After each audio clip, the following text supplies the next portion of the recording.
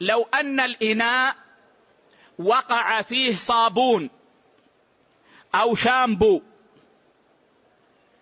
فغيره، أصبحت له رائحة، له طعم مختلف، تغير لونه، هل يصح أن يغتسل به المسلم؟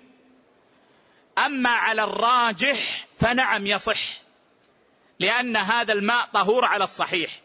أما عند العلماء الذين يقسمون الماء 3 أقسام: طهور وطاهر ونجس، فإنهم يرون أن هذا الماء من قسم الطاهر، فلا يصح أن يغتسل به، لكن الراجح أنه يصح. طيب مسألة: إنسان عليه جنابة فأخذ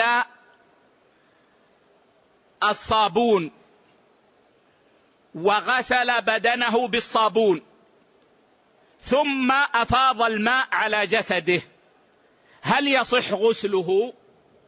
على الراجح يصح. أما عند الذين يقسمون الماء قسمة ثلاثية يقولون لم يستعمل ماء طهورا، لأنه إذا جاء الماء فأصاب الصابون سيتغير لونه ورائحته وطعمه.